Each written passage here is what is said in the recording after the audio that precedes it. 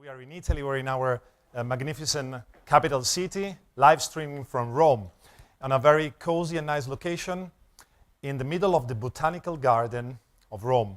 And we think that is a very good location for this particular event, for this topic.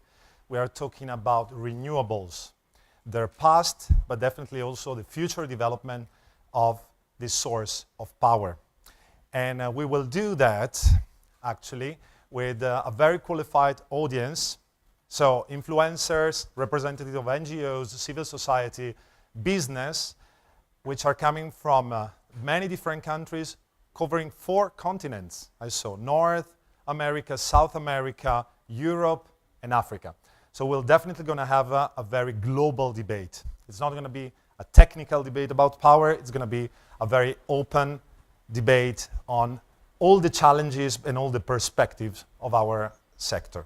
So I will start actually making a turn around the table to present the various guests that we have here, and then we'll go to our distinguished and excellent speaker, which will be straight after that. So we can start from here. Please present yourself, saying the name and the organization. Hi, I'm Aitor. I'm from Spain.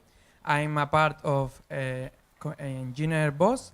I am social media and other things in Engineer Boss. Hello, I am Otman Amasnau. I am part of Engineer Boss. I'm the co-founder.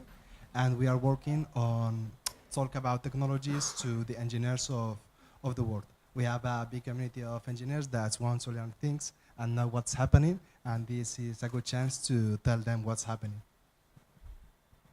Hello, I am Angelica. I'm from Mexico. I am a journalist. I'm working to El Financiero. Thank you so much. Hello everybody, I'm Caterina. I'm a journalist. I write for Wired for the economic section about technologies, science, and so on. Hello everybody, I'm Francesca Tarissi. I'm a journalist. I write for Focus magazine. It's an Italian magazine about technologies and robotics. Hello everyone, it's a pleasure to stay here. I'm Natália from Brazil. I'm a co-founder at Auto Sustentável, one of the most important websites in Brazil, and is a really good thing to stay here and discuss about renewable energies and the future of the energy. Thank you so much. Good afternoon, everyone. I'm Margot. I am an ambassador for Miss Earth South Africa, and I'm just fresh from the Philippines, having proudly represented my country. I'm also a sustainability ambassador, and I recently finished my honors degree in BSc Consumer Sciences Sustainability. Hello, everyone. I'm Luca Vallo. I'm from Italy, and I'm a blogger and journalist, and I'm a freelancer, so I follow all the new situation that Enel is working for us and for everyone. Thank you. Hi, everybody. I'm Simone from Italy. I'm professor of communication strategy and also partner at Emile, which is a creative agency based in Milan, Santiago, and Rome. Hi everybody, I'm Veronica Cacciagli. I work at Enel as a digital PR. I used to describe myself as energy and climate change nerd, so I'm really happy to join the conversation. Hi everyone, Andrea Bertaglio, environmental journalist, mostly writing for La Stampa in Italy. I follow Enel since a while, and I could see the development these last 10 years about renewables, which is a topic I cover pretty often, and I'm very glad to be here because I'm curious to see what's going on in the next future. Thanks. Good afternoon. My name is Jeff Clark. I'm the president of the Wind Coalition, and we represent the industry, the renewable energy industry, before the U.S. government and before state governments in the U.S. Thank you very much. I'll skip this gentleman for a while, and I'll go to this beautiful lady here. Hi, I'm Isabella Panizza, and I am the head of the Communication Digital Hub here at Enel. Okay, thank you very much. I will try to set just in 1.5 minutes the context of our discussion. So basically, Renewables for All is our title, and it's suggesting also an answer to a very, let's say, important question. So we all live in a particular time. We know that we have technological breakthroughs, and innovation is actually accelerating and really disrupting the way we live. But at the same time, we know also that we are living other challenges. So demographic boom, like growing populations, and man-made activities are definitely causing, and I think almost anyone on Earth is now finally reaching a consensus on the fact that climate change, man-made climate change, is really having an impact on the planet and on our activities. So we'll basically try to combine those aspects and demand growth as well, and trying to address all these issues and find definitely a perspective solution or an answer to those questions, which whether you like it or you agree with that or not, we think is in the title of actually this particular event. And we are really looking forward for that. Talking about climate change, as I mentioned before, there is one image that I wanted to show you, which is very striking and very important, and I think it definitely shows what many, many words cannot explain. This is a comparative picture made by a very good photographer. He's Italian, he's Fabiano Ventura, who actually took a picture from 1931, and exactly in the same place and exactly in the same season, he actually took this picture to make everyone understand what is going on glaciers. And glaciers are the real thermometer of what is going on in the planet. And you can see actually very, very nicely, or let's say strongly from this image, what is going on. So climate change and environment will definitely play a role in our discussion. I wanted to just give an input also on that. And definitely disruption, innovation, and sustainability. These are the buzzwords actually already, and the energy sector is no exception to that. So what are the solutions to tackle these challenges and provide at the same time affordable, clean, and reliable energy to more than 7 billion people on Earth, out of which 1 billion is without access to electricity?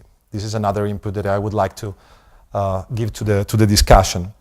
And definitely to tackle all these global and very important topics, I will have the pleasure to have two very important speakers.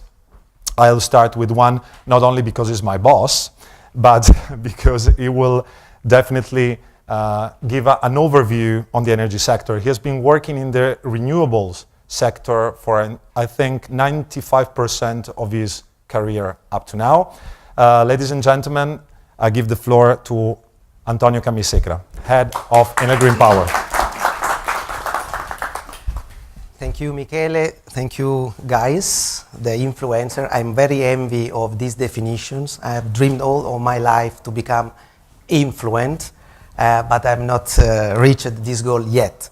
I hope that we can have an open discussion on topics that, according to visionaries, but also to policymakers, should be the topic number one in the political agenda at the global level, and unfortunately is not.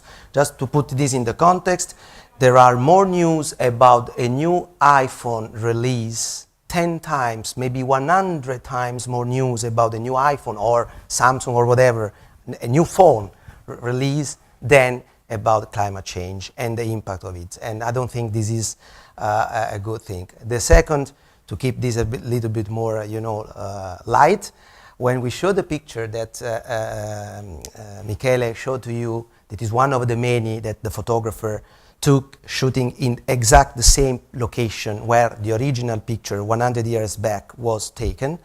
Well, you see that the new one, it's color, and typically the old one are black and white, and the second, the new one has a lake, which is blue, fantastic one. So some of the observers say, wow, now it's much better, which is crazy, because you underestimate the effect of that impact on the climate change. Why this matter to us and to you and to who is following us from the web? because we are living in a transformation that is driven by global trends that are very strong, very powerful, and very fast, which will produce effect on us, on the planet, sooner than expected. And those macro trends are mainly, okay, the climate change, we spoke already, the global warming that reached already 1.7 degrees, and there is a proved strong correlation between the CO2 concentration in the atmosphere as one of the parameters and the increase in temperature. Now, increase in temperature is one measurable effect that in turns can determine catastrophic consequences like raising in the water, oceans levels, in desertification, unequal distribution of water around the globe, difficulties in the food, in the agricultural sector, huge displacement of human populations from place to other places, so massive effects that are being studied today.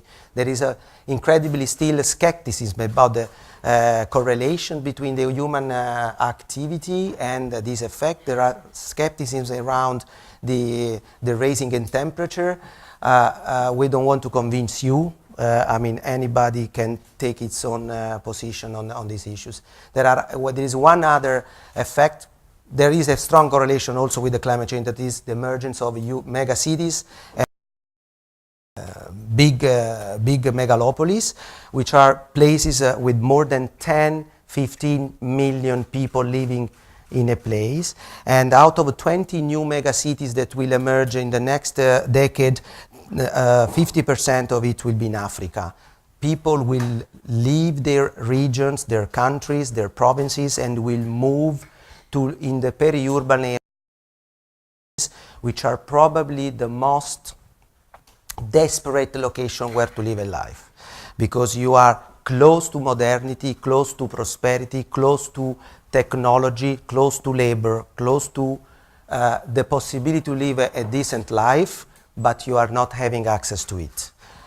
The third is the global demand growth. This is the combined effect of the growth in population. So there will be, I mean, you know, the projections are that there will become 9 billion people by 2030, and the growth in economy, which of course is a good thing. But the two things combined will definitely require more energy. And this energy can be produced in a way or in another, and the way we will produce energy will determine an effect or not on the planet. And the good thing is that there will be a growth in the emerging economies. This is definitely a good thing. So there are projections that says that the E7, so the sum of the 7 strongest emerging economies, will probably overcome what is today the G7. So they will become the G7 sometime, maybe some of them. This is a fantastic news if it will happen, but of course it will have some consequences. So more power, more consumptions at any level, including energy. So the way these countries will approach the let's say, level of consumption that are similar to the one that are experienced in the G7 economy will make a big difference, as we said before. And finally, why it's important that all these mega trends have a common, let's say, sort of Arianna line? It's because there are technological breakthroughs that are taking place, actually took place. Today we celebrate 10 years of Enel Green Power, 10 years of existing of our company. And in these 10 years, well, we have not started 10 years ago. We started actually 100 years ago with our first geothermal plants and hydro plants, or even more. I think our oldest plants have more than 120 years. But then the fast growth of renewables, it's an history of the last 10, 15 years. Well, if you observe what happened in the last 15 years, it's astonishing. In technology that were considered mature, the speed of change, the rate of change in many aspects, it was surprising, and probably caught of surprise many others that were not in this industry. But I think with our guest, we will go through these kind of things extensively. So having said all this, our history basically is what we are presenting now in this chart. There was a growth sustained in the last 10 years, even during the big, strong economical crisis that the globe lived in around 2010, 12.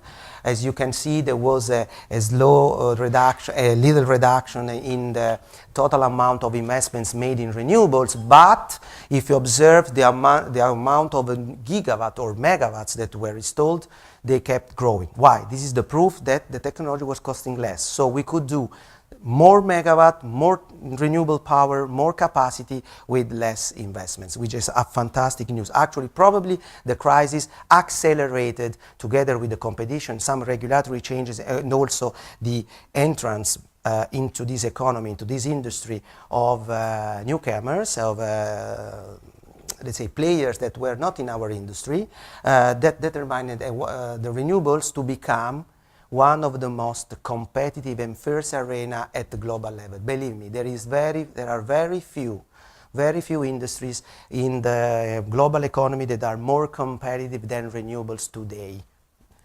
And the fact that I'm quite, let's say, on shape, it's because we have to run very fast every day to keep ourselves on the best wave of our industry.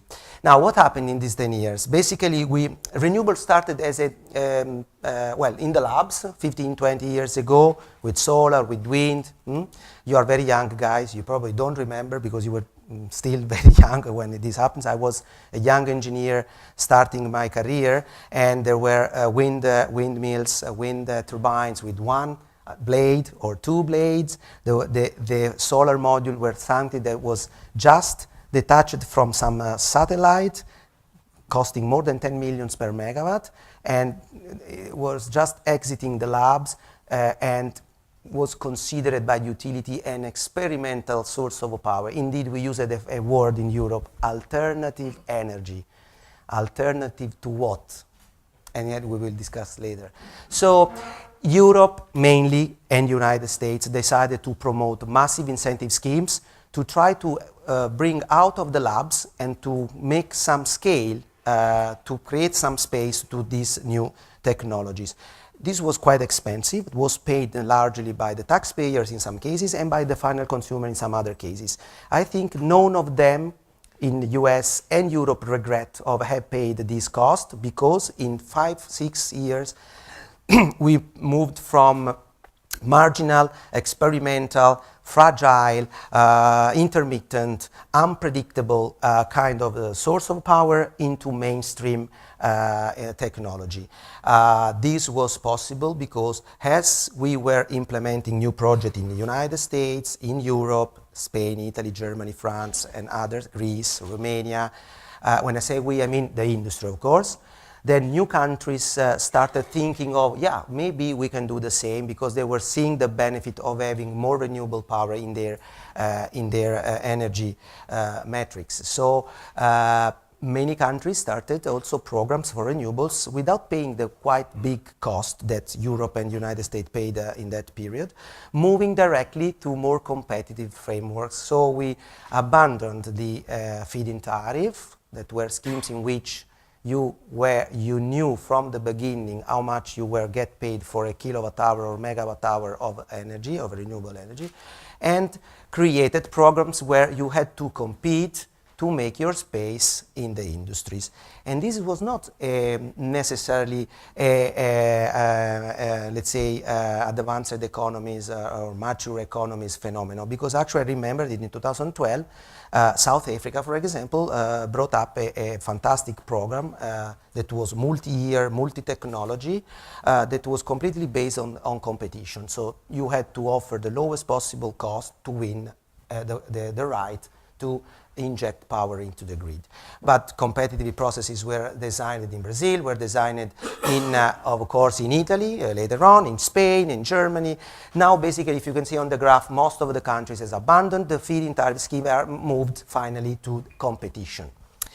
And is this the final setup? No, this is not the final setup, because we know that the consequences of the competition, which are put in this graph, basically, we want to give you a perspective. We moved in wind from 180 euro per megawatt hour down to 66, and the next tender will be probably even lower. Actually, for sure will be lower than that in just 5 years.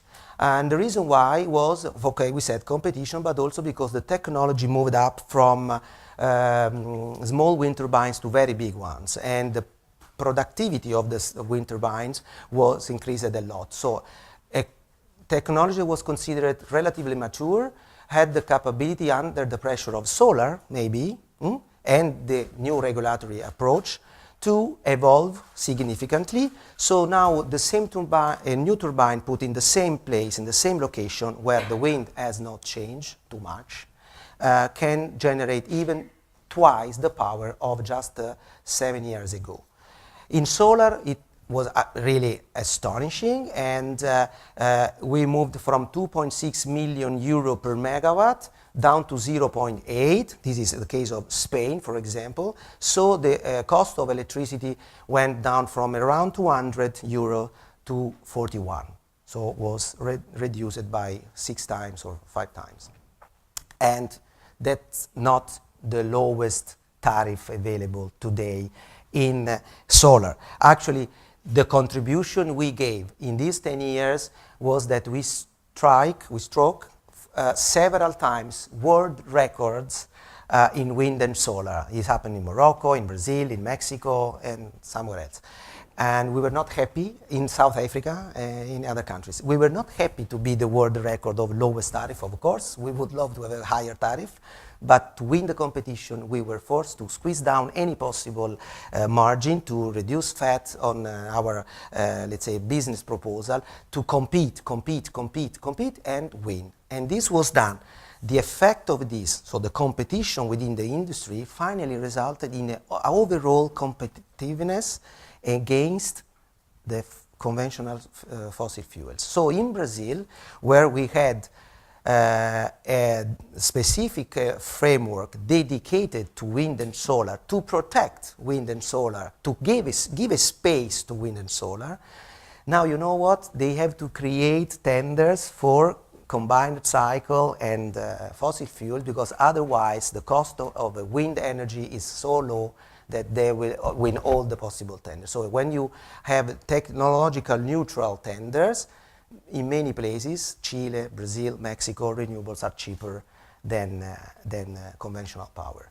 And you can make slight research on the internet and you will find out that what I'm telling you is true. Believe me.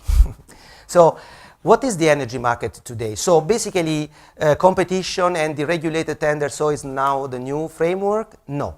We don't believe that this will be the new meaning for what will happen from tomorrow on, because the most powerful driver today will be consumers, because now we can understand finally that renewables are easier, cheaper, safer, and faster, and consumer can choose them without having to pay the cost of it, because it are cheaper, are faster for policymakers, so you can implement renewable plants in less than 24 months in the case of wind, and less than 12 in the case of solar. So energy policy makers can implement program with a much faster lead time.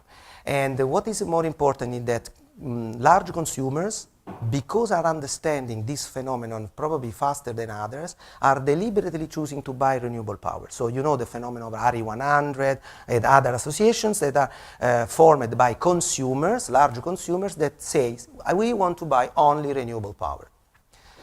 Now, they say they want to do it because it's sustainable, it's go in the direction of the customer choice, and that's all true. But of course, let's remember that the main fuel of this decision has been renewables are more competitive than fossil fuels. So this phenomenon started in the US, where big brands decided and now advertised actually their decision, but now it's becoming very, very popular in many places, and we that belongs to a large group with millions of customers are already testing this. So we see that there is a fantastic connection between renewables and clients, and we can propose to clients to buy renewable power because that's what they want to have. There is something more around it. It actually is that consumers start to choosing product also because of the way that product is manufactured. And this is something that is coming as a very powerful game changer, because this will induce policymakers, governments, multilaterals, and corporations to take seriously the climate change, not because it's an ethical or a global issue, but because it's a choice of the customer. If this will be triggered, I think we have a solution to the big problems we have.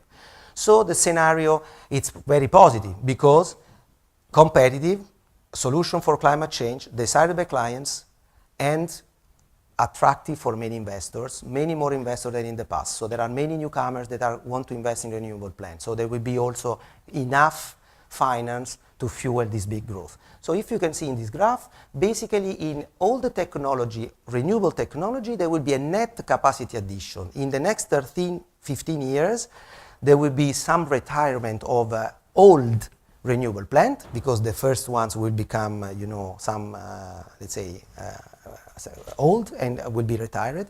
But the net addition will be absolutely positive. The largest share will be solar and wind, which are considered the fuels of the future, we say of the present. And there will be a net retirement of coal, gas, nuke, and oil. There will be a slight addition of bioenergies and hydros in the country where there is still potential to be exploited. And this is a phenomenon that will take place everywhere. Actually, especially in emerging economies like the African countries, for example, they will leapfrog directly from not having power to being served through renewables. So they will probably skip the 20, 30 years of combined cycle that we lived from the late 80s, beginning of 90s to the mid of 2010. That was the phenomenon of the US and Europe.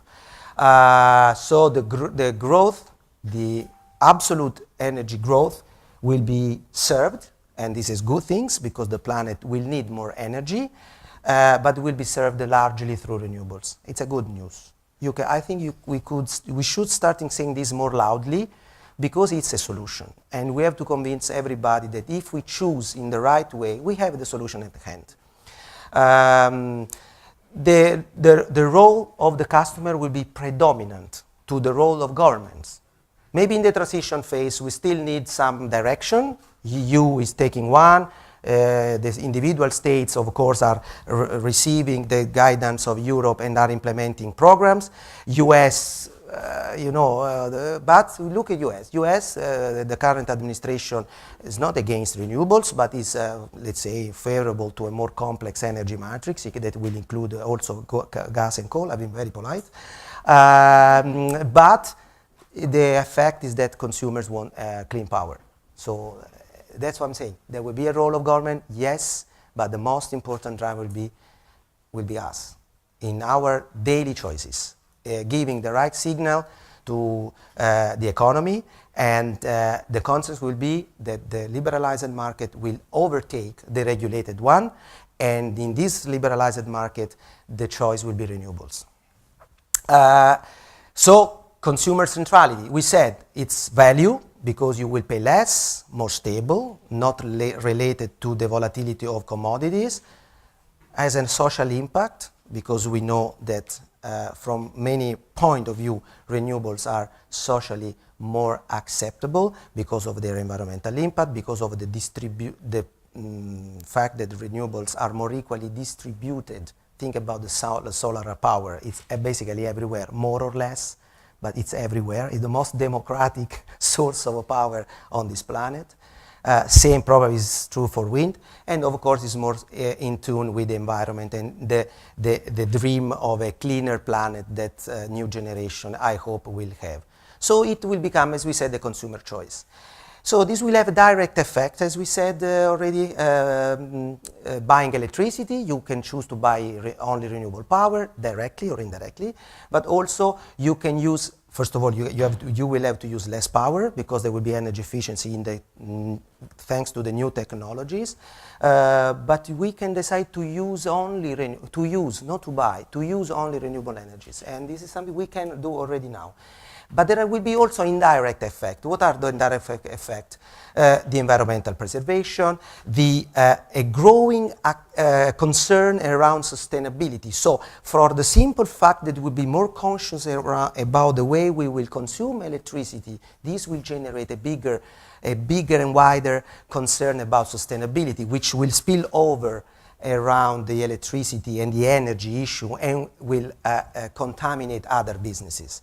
And of course, will have an impact on the production, on the way goods and services will be delivered to consumers. So maybe too ambitious, maybe, but we strongly believe that our industry can really drive the attention at the global level around sustainability. So how this will happen? We said already, innovation played a fantastic role, a key crucial role to drive costs down, but it's not enough. We still have a lot of things to do. We are dreaming the new wind turbine of the future, and while we're dreaming it, we are convincing the manufacturer to do it. So we in Enel Green Power, because we are the user, we are telling to, like we're a taxi driver, we think of ourselves as a taxi driver. The taxi driver is not a car manufacturer, but is the best knower of, has the best knowledge of a car, right? So I think that we are the taxi driver. So we say to the big manufacturer, guys, we know your machine better than you. Please design them as we are telling you to do. And it's working. So we have in our labs, let's say, the wind turbine of the future. We have the solar panel of the future because we also have a factory of solar modules in which we can test and experiment what will be the solar module of tomorrow morning.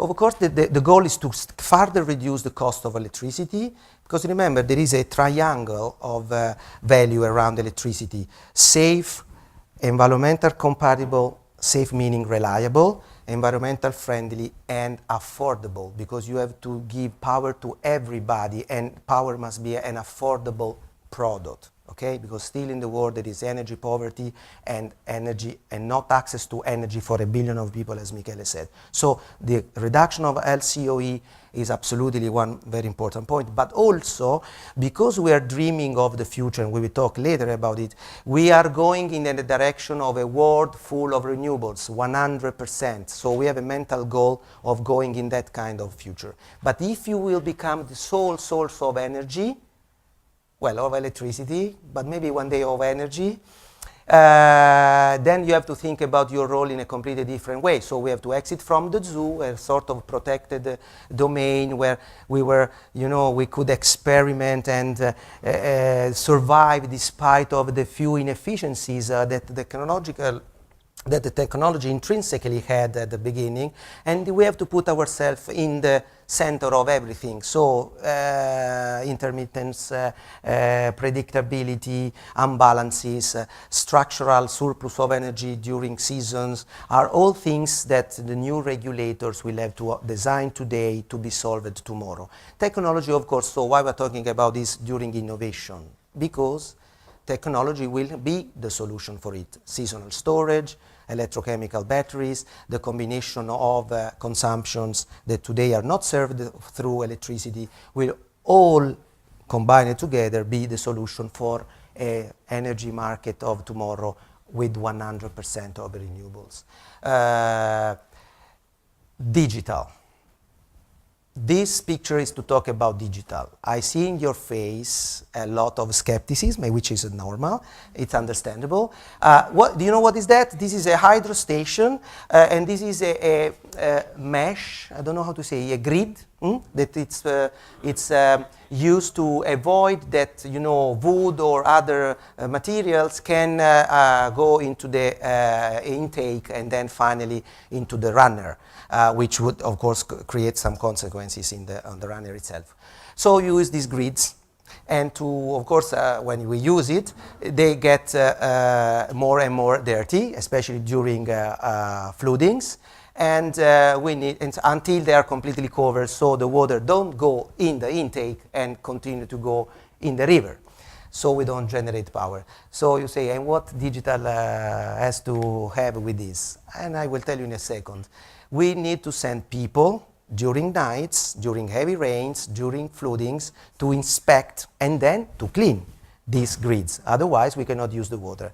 Well, with the technology that is available today, we have used the digital imaging technology so that every minute we take a picture of the grid, and the artificial intelligence understand the level of dirtiness of the grid, and when it overcomes a threshold that we set, automatically a machine, let's say, clean the grid. So we, of course, we have people from remote distance overview to this kind of operation, and if something wrong happens, are ready to go physically to the site. So we go to the site only when it's really needed, so we reduce the amount of travels, number of kilometers that we drive, which is unsafe, polluting, and useless. And we can have a much faster operation because at the very moment the camera understands that the grid is dirty, we can clean it. Sometimes our power plants are 2 hours far away from the nearest operation. Okay? Just to tell you something, we are combining the most advanced digital imaging technologies with the oldest source of power, because you know that the electricity industry started with the hydro. That plants probably have 100 years. This is to tell you that innovation can completely transform the efficiency, the effectiveness of our operation and our assets across the. So it's very important, and we can further reduce our LCOE because we will use less manpower, less time, or we will increase our productivity. Now, I think I'm going to close about sustainability.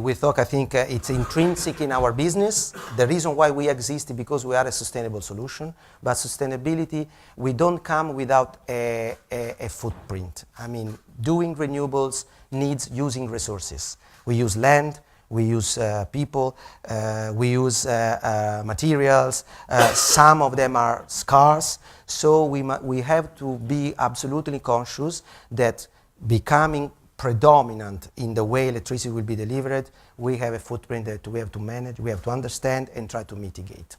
And so, first of all, in emerging economies, we want to build around the concept of nexus. So we know that we are the enabler, renewable energies will be the enabler of 2 other big issues: lack of water treatment, water pumping for agricultural uses, and the lack of energy for food processing. So avoiding the possibility to create value around the agriculture, because most of the crops are lost, first of all, and the ones that are not lost are processed very far away from the places where they are farmed, because in that places you don't have power available for these uses.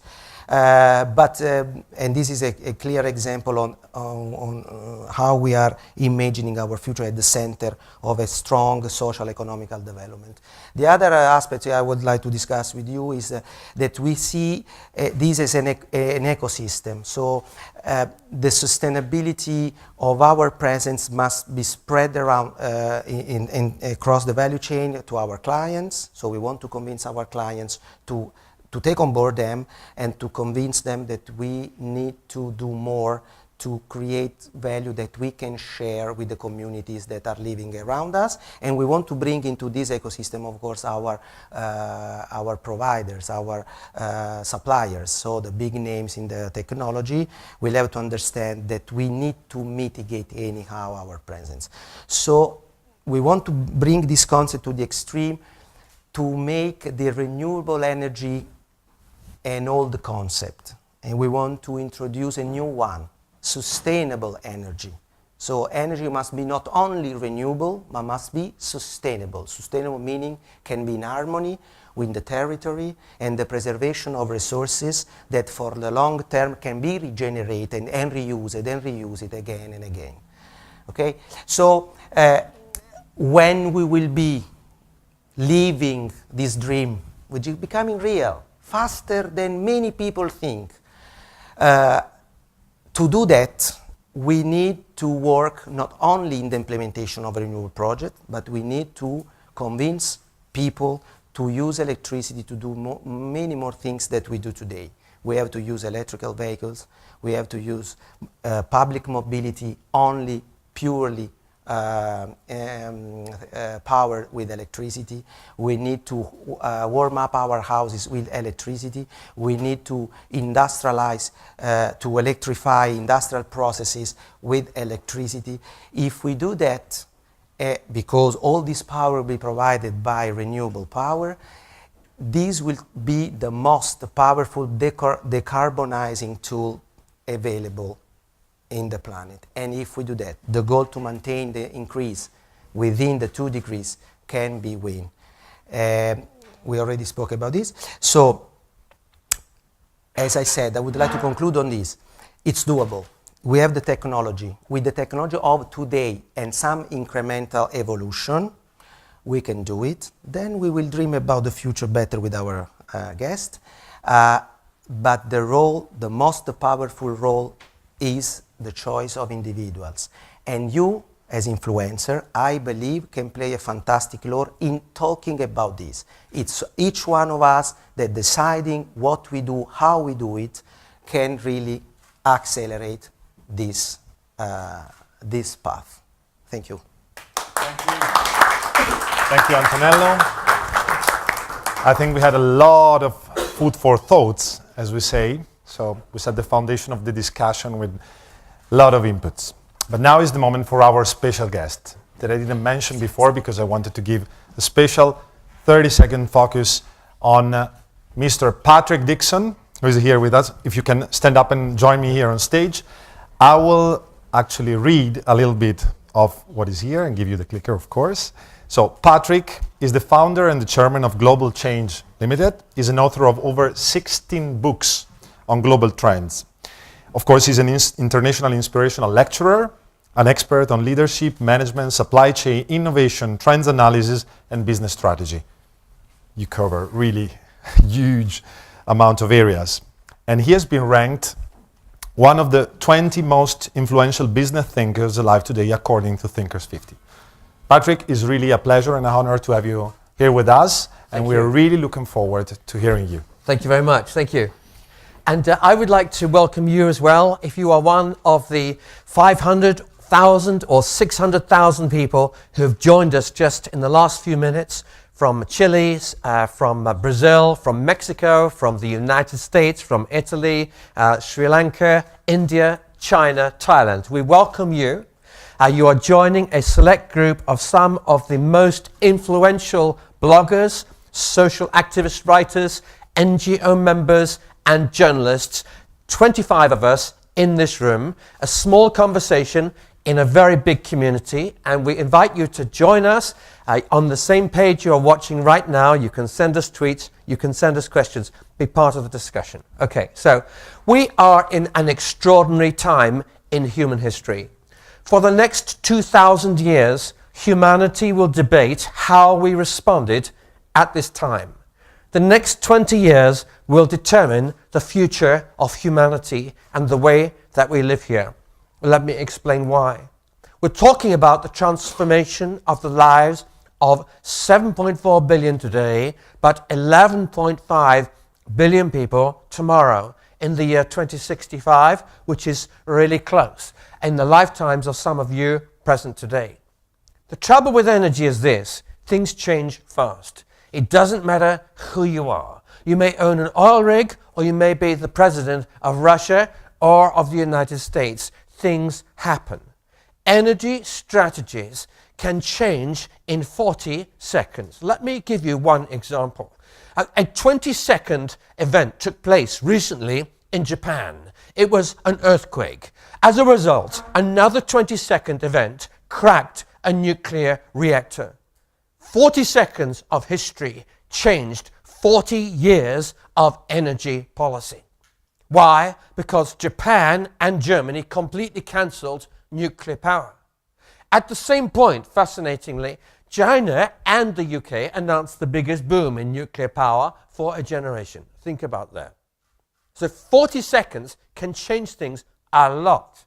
And in fact, Germany's decision to cancel nuclear power has had a devastating effect on the decarbonization strategy for Germany. Let me have a look at this. You see, Germany has led the world, many nations of the world, with its accelerated policy with subsidies for wind and solar. Look at the growth of renewables. This yellow line has rocketed from 1990 to 2014. But if you look at nuclear, you'll see that the nuclear power has collapsed from 2006. Germany started to phase it out. And very sadly, I have to show you the truth, which is that almost the entire decarbonization benefit of all the solar and wind power installed since 2008 has been wiped out by the loss of nuclear power. Now, I'm just saying the world is complicated. It's easy to just focus on one part. We need to see the whole picture. Here is another part. As a result of the subsidies and things like that in Germany, power costs in Germany for industry, for my clients, like people like BASF, they have factories in Germany and factories in America. And they tell me that their energy costs are 3 times in Germany what they are in America. Now, this is very important. And the future will be driven not just by the innovations we've been hearing about, not just by political decisions, but there is one word which will drive the future of energy in your nation and wherever you are, more than technology, more than innovation, more than politics, more than economics, more than demographics. What is this single word? This single word is emotion. It's passion. It's the reactions to events. I've just shown you an example. Japan and Germany cancelled nuclear as a result of one accident. China and Britain couldn't care less, and they continued with nuclear building program. If you want to understand the future of nuclear power worldwide, you have to understand what public people feel about technology and how that can change. And it can change very fast. I'm not just talking about energy. Think of what happened with plastic. In my country, hardly anybody cared about putting plastic into the ocean 2 years ago. And then someone called David Attenborough made a program for BBC TV, and he went across the world, and suddenly the entire world is banning plastic straws, plastic, anything which goes into the ocean because of pictures like this. Emotion drives the future, especially in sustainability, especially in green technology innovation. Now, demographics. We've already heard 1 billion children are alive today. More children than ever in human history, because as wealth increases, fertility goes down. Okay, families get smaller. 1 billion children. If you tell me where they live, I will tell you the future for the next 50 years. Well, where do they live? 85% of the entire humanity is living in emerging markets today. What that means is 90% or thereabouts of all children that have been born in the last 5 to 10 years are living in the poorest parts of the world. 90%. They are the future. And every day they are growing up in a world where they catch a glimpse of your lifestyle here in Rome. They catch an aspiration for a world where they have power access as well. And 1% of the entire world owns 50% of the entire world's wealth. I don't have a proportion for energy consumption, but it's a lot. These things are huge and will dominate the next 200 years. 1 billion people still have no access to water which is safe. Things we take for granted today. And another 1 billion people still have no access to power. This is 1990 through to 2014. Can you see an advance here? I cannot. This is basically a flat line of blue, flat line of around 1 billion people. It's about what it was, 1.5 billion people in 1990. It's still 1 billion people today. We have made almost no progress in reducing this number from 1990 to 2014 of people who are off-grid, to our shame. 1 billion human beings will move in the next 30 years. They will move mainly from rural areas, many of them in mud huts, off the land, into small towns, from small towns to cities to big cities, and then they cross borders. How do I know 1 billion will move? because this has been happening every month of every year for the last 70 years. And it's accelerating, and I've just told you the reasons why. They go for power, for health, for jobs, for food, and they arrive in a shanty town. Most of them will build a shack like this when they arrive, and the first thing they'll be looking for is power, and the second, of course, is water, or the other way round. These are fundamental parts of megacities worldwide. And then along comes China. China and a developing market. China here building an entire city out of sand in the middle of the sea in Sri Lanka, a poor country. South money going into South development, reducing tremendous demands for new infrastructure. And this, my friends, is the background to this revolution. The $40 trillion green tech revolution in the next 20 years, driven by a fusion between the desire to save cost, the erratic and sometimes high, unsustainably high prices of energy, and green activism. Now, you've seen these graphs before. I just want to make one point, which is 1959, 2017, basically, we have seen no real impact so far, no significant impact in the rise of CO2 levels, despite all of our conferences, campaigns, and technology. For the last 2 years, 3 years, you will have blogged that the levels of CO2, the rise in CO2 emissions have been much less. We've stabilized, but unfortunately, the latest figures this year show another rise again. We're not quite sure why, but here is a fact. We are here in Rome, in the European Union. If we were to collect into a container all the carbon dioxide emitted by human beings in Europe, it would be equivalent to a carpet 28 centimeters thick across the whole Earth of the whole of the EU area in a single year. Does that matter? Yes, it might. Now, if we look at CO2 levels, you've seen this graph. I make one additional point. You've seen these graphs, 420,000 years, with the grey being the CO2 levels, the red being the temperature levels. But here is one thing I want you to notice, which is the methane levels. Methane levels, yes, up and down, up and down, up. But look at this. Methane has jumped off the top of this screen. Methane is a major risk to our future, and the future of frozen methane will be set in the next 30 years. There are areas in the Siberia tundra which are supposed to be frozen solid, but if you go with a stick this afternoon, we could fly there in 3 hours. I could take you to a place, we will bang it with a stick, and we will light it with a match, and you'll see a massive flare of methane gas just erupting into the atmosphere.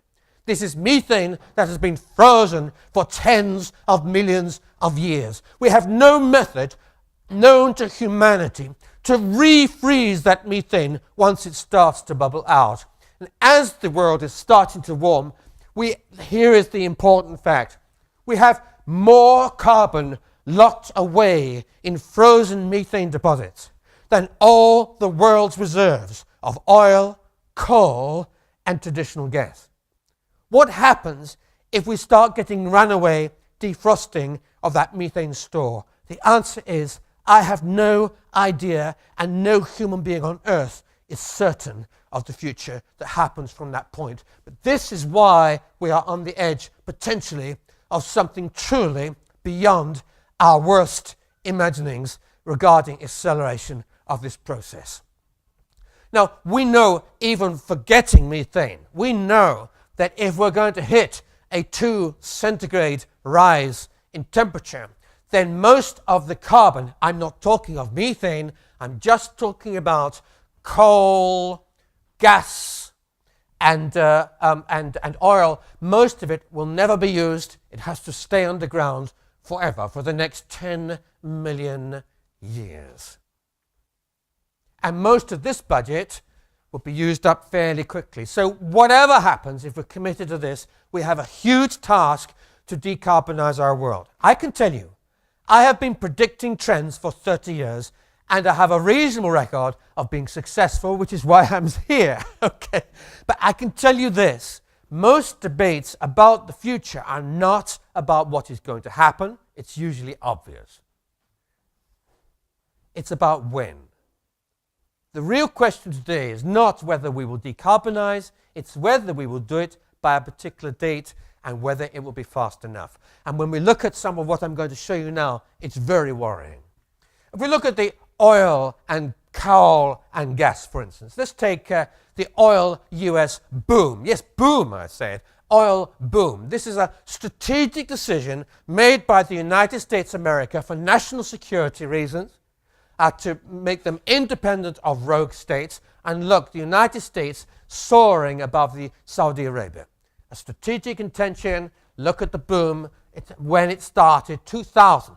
2000, 9/11 was a significant point in strategic oil and gas policy for the United States, and it's continued.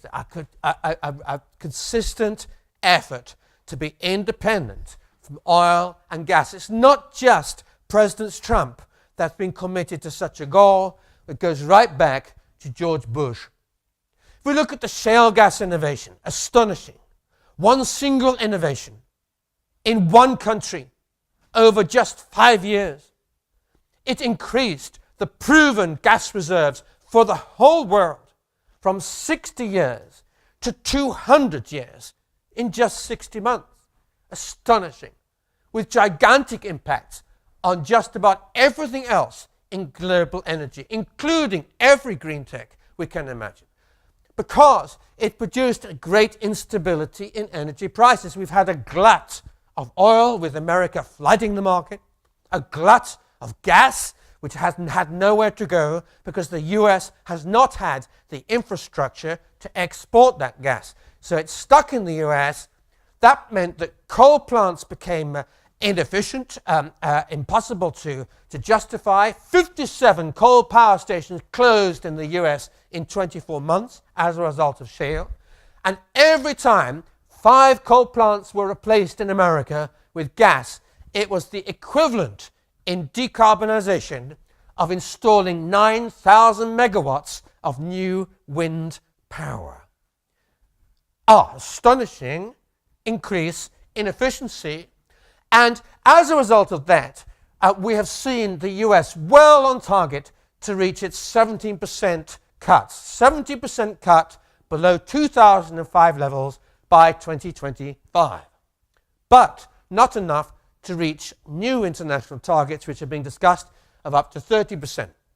But the point is this. I went to Vietnam the other day. They see the world very differently. They don't see the shale. They don't see the shale gas coming their way because there's no real method of getting it out of America. What they see is a glut of coal. America stopped using coal, therefore the coal's been sent around the world. So coal prices have collapsed. So the Vietnamese, what have they been doing? Building coal-fired power stations. So the fact that America has stopped using coal for power has encouraged China and Vietnam, Cambodia, Thailand, Malaysia, and all the other nations of the world to build and burn coal. Just look at this. This is China burning coal. This yellow line here is the boom in China's coal burning process. Yes, it started to come down, but I could show you just as many new spikes coming up from places like Vietnam. So you see, every trend in energy is connected to every other trend in the whole world. And when we look at coal worldwide, you can see it's pretty flat. Despite all of our attempts to decarbonize, to be efficient, coal is a real last century technology, but if anything, coal use has increased globally. So you can see we have these fantastic technologies. We have all the tools to transform our planet in your country, wherever you are watching this. But the challenge is doing it fast enough. And I'm looking at graphs like this and I'm thinking, dear Lord, what on earth is going to happen to our world if we carry on at this speed? Here is another example. Okay, this is the global energy fossil fuels as a proportion of total energy consumption and the no carbon. It's not exactly a dramatic difference from 1990. Now, here are the target nations. Here are the big emitters of carbon dioxide, America and China mainly. And when you look at the countries are investing mainly in green energy, you see a big mismatch. Let's have a look again. So we go back to the target nations and we look at green energy. Back again, we look at target nations and we go back to green energy. Big mismatch. You would hope that the nations which are using the most carbon would be the ones investing most in green, right? It's absolutely not happening. So this shows you how far we have to go. Now, this is installed renewable capacity. Again, encouraging. We're seeing big investment. But actually, can you spot a problem here? This is figures from 2010 through to 2017. Now, we can debate about the exact accuracy. It's hard to measure all of this, but I can tell you it's not dramatic. I would like to see every year the amount of new capacity doubling, correct? That's what we need to achieve what we want, which means that we should have gone from 2012 up to here in 2013. We should have gone up here in 2014. We should have been off this chart in 2015. We should have had nearly twice in 2016 what we had down in 2010. We have not. What I'm seeing here is, yes, it's great, but my goodness me, we can and should be doing a lot more. And when I look at the percentage of GDP invested in green tech, again, huge differences. South Africa, we have a colleague here from South Africa here today. Welcome to you.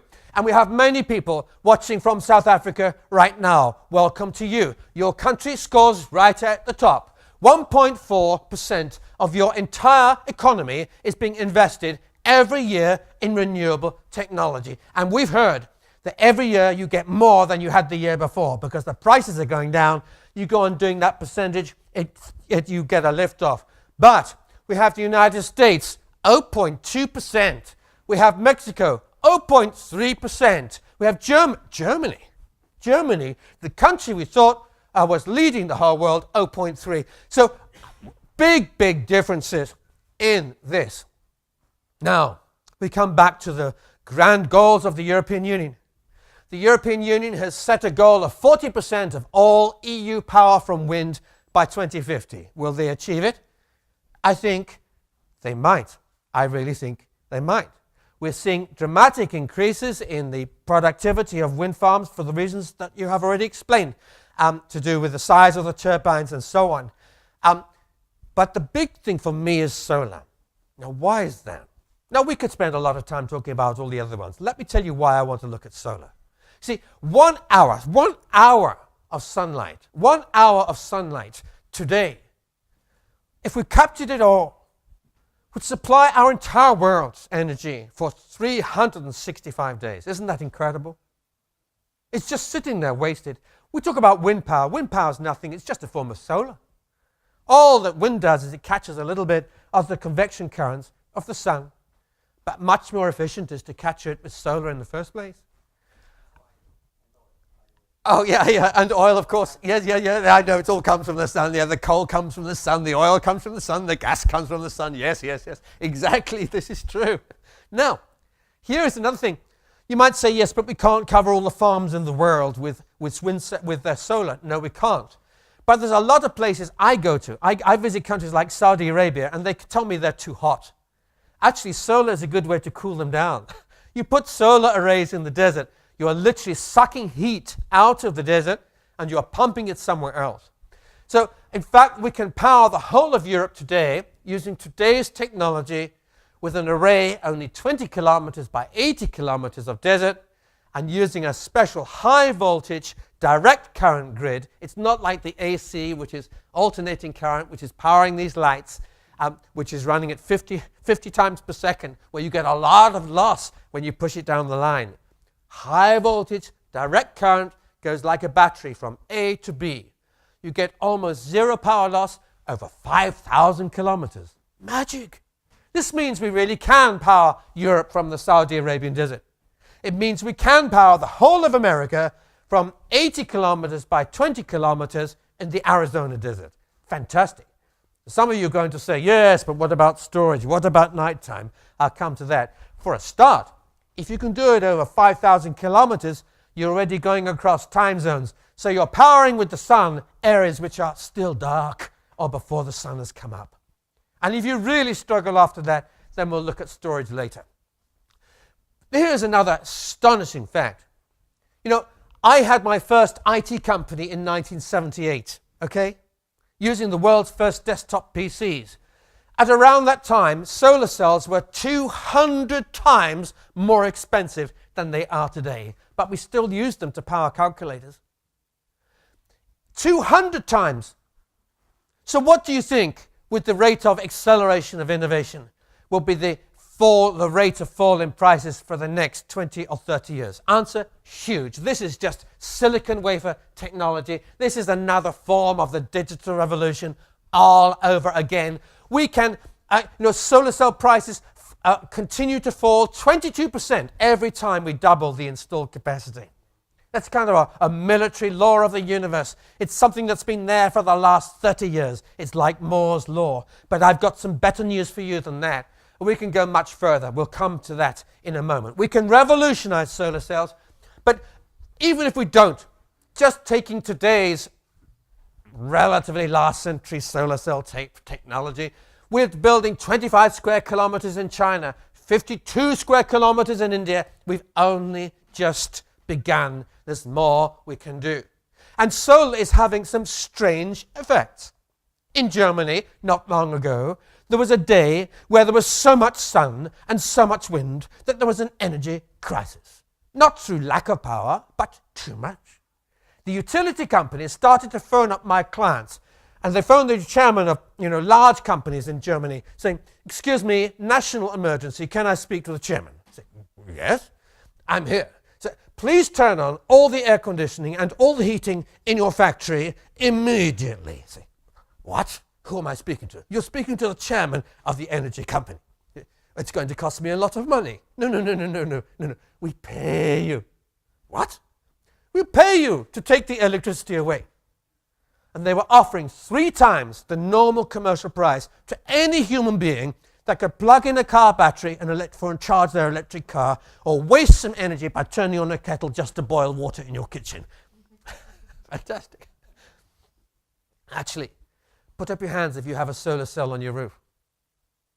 I tell you, hundreds, thousands of people watching this already are enjoying free energy because they've paid the cost of the loan. They got solar cells on their roof. They got a small wind turbine in their backyard. They got a small little rotor on a stream, and they're already enjoying free energy, and they will enjoy free energy for the next 20 years because of an investment they made. There's factories all over the earth that are enjoying free energy already. I tell you, the market is being turned upside down. It's happened again in Queensland recently. Too much heat, too much wind, national grid goes falling apart, and the energy prices go to free and then cheaper than free. They actually pay you. In Australia, did you know that 10% of all the power stations in that country are only used for 72 hours a year? At those hours, it's very hot, the air cons are going flat out, and the country is facing blackouts. And at that time, the price of megawatt hours goes up from $50 per megawatt hour for those 72 hours a year to over 10,000 megawatt hours. Dollars per megawatt hour. Astonishing. No wonder Elon Musk is wanting to build the world's largest car batteries in Australia. Because on those days, he earns $10,000 checks for every megawatt hour he can supply from his batteries back to the grid. Why? Because it means that the utility companies can close 10% of all their power stations. Not needed anymore. So we're on the edge of gigantic change, and it's not just the energy production side that we need to look at. Just look at the revolution that's taking place in, I think, just about every company I work with has now made commitments to radical reductions in the use of carbon. They're doing it to save money, but also to help their image. Energy use in Europe has halved per unit of production in the last 20 years. It will halve again in the next 15. And then we think about heating and cooling. If you take a city like Paris or London or Frankfurt, I promise you this. Any skyscraper that is more than 15 years old. We can go in there, do a piece of consultancy on them. We can offer free consulting, free upgrade of their heating and their air conditioning. We replace all their equipment for nothing. It costs them nothing. They get the whole lot for free. The only condition is you have to sign a piece of paper, just like this. And you know what the contract says? It says, you promise to tell us what your fuel bills are today for the last 3 months. Yeah, okay, I'll tell them. It's $1 million a year. Fine. You promise to keep paying us the same as your new normal fuel bills for the next 4 years. Say, what? We pay the electricity bill for you. You see, we're going to make such savings on your energy costs that it will pay for all our consultancy and all our equipment, and we'll get paid back over the next 4 years out of the energy we save. You pay us what you'd normally pay, we pay what you're actually going to be charged. And after that, the whole system belongs to you. It's free. Put up your hands if you'd sign such a contract. I tell you people all over the world to sign such contracts because they're basically free. The only limit is banks' willingness to fund them. But if you got that, pay back 4 years, fantastic. And we're doing exactly the same with local authorities. I flew into Heathrow Airport the other day. You know what? I didn't recognize my city. You know why? My city used to be orange. It's just gone black. Have you noticed this? Have you noticed the cities are changing color? You know why? Shall I tell you why? Because someone went to the local authority and they say, I've got some good news for you. I will change all of your street lights for free. Say, what? For free? Yes, for free. Please tell me, what do you usually spend on powering your street lights? And you say, $500,000 a year. Say, fine. You pay me $500,000 a year for the next 4 years. Please sign, and I will replace your street lights. You say, what happens after the 4th year? The system belongs to you, my friend. Put your hands up if you'd sign such a contract.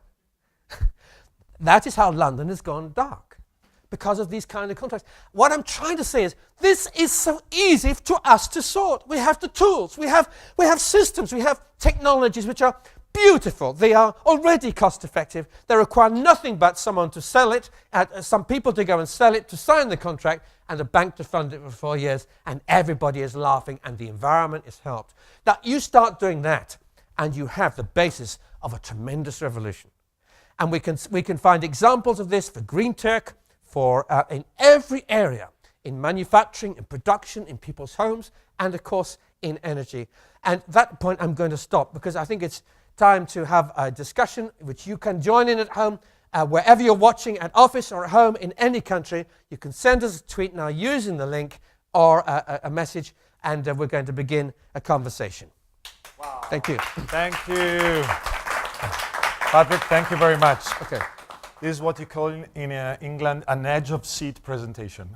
Okay. Very thrilled by that. Well, thank you. You really compete. powered up. It's very difficult. What your audience can't see online is, you see, the truth is there's a reality here. There's a little secret which you probably haven't noticed, which is that all the audience, they're brought here because they're professional communicators, right? You see, they are programmed to tweet every 22.5 seconds each. So every one of them has been tweeting so madly, it's been very...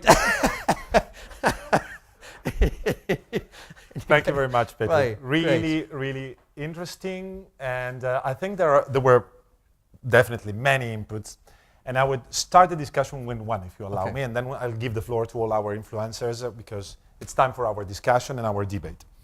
And I'll maybe ask the question to Antonello, because it's somehow linked to your two presentations. You were talking about shale gas, amazingly. What happened in 5 years in the United States actually impacted in an enormous, huge way, the way they produce, consume energy, and so on, with effects all over the world. So we saw in Vietnam, in China, and so on, for the coal industry and so on. So somehow people are now believing that this new form, shale gas and gas in general, because of its cost and abundance of it, it's actually the transition kind of fuel for the next decades until we achieve a fully decarbonized world, a fully renewable world. What is your point on that, Antonello, if I can ask you? Well, I disagree. I will tell you very honestly. I don't disagree on the fact that this is happening, because it's true, it's happening, especially in the US. Actually, this is not true in Germany, because if you see the share of coal, of energy produced with coal, it increased as an effect of renewables, because renewables take the space of gas in Germany. What you said is true in the US, which is not bad. But if we say that gas is the transition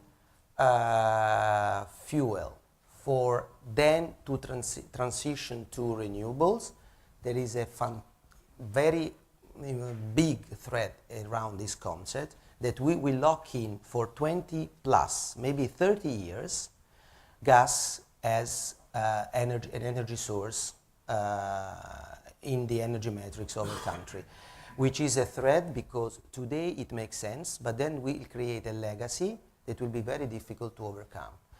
Actually, the question is how much those new plants will be used, because projections are made by analysts like Bloomberg or the International Energy Outlook that we don't need in many markets new combined cycles, and actually what we need is to convert some of them into open cycle, because they will be used in the next few years until seasonal storage will be solved forever as an issue, to peak when we will have not enough wind and solar. Then on wind and solar we can debate why I see still a lot of wind in the next 10 years.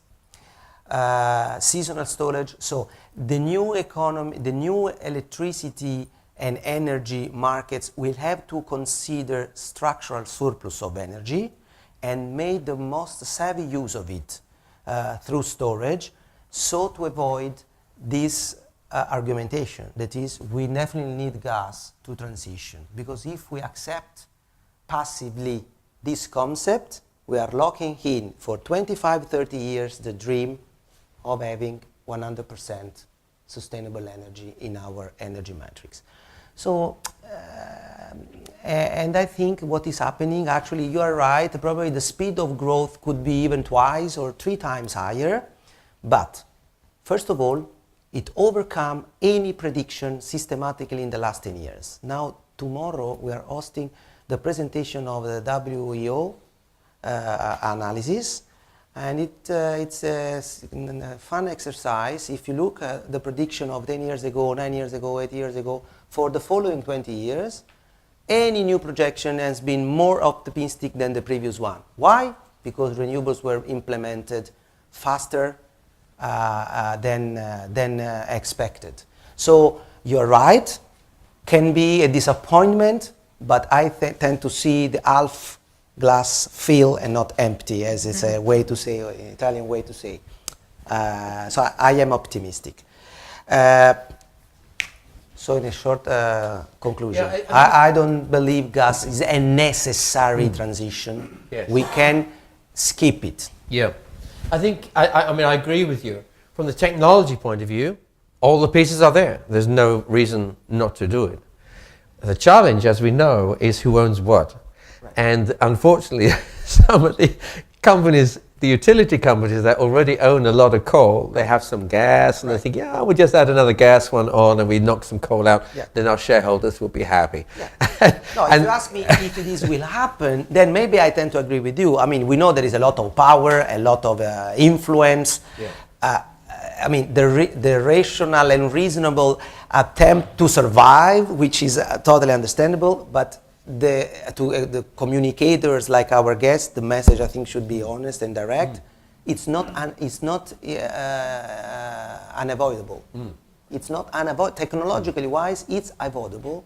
There are solutions, maybe not tomorrow morning, but in the next decade. So still in our life, that could avoid massive transition to gas from coal. So we can. So you show 9,000 megawatt, 5 coal plants, 9 to gas, 9,000 megawatt. But you should make the math transitioning directly to wind and solar. What would be? Especially because I also left out something, which was I hinted at, which is a disaster, which is you convert the you close the power station and you say, wash our hands, no more coal. But they carry on producing coal in the coal mine, so the coal just goes out of the United States and gets burnt in Vietnam. So, so actually then we have to think, what kind of global energy policy have we made? So I think that even more emphasizes your point. Yes, it emphasizes your point. Yes. We close coal, we say goodbye to the mine at the same time.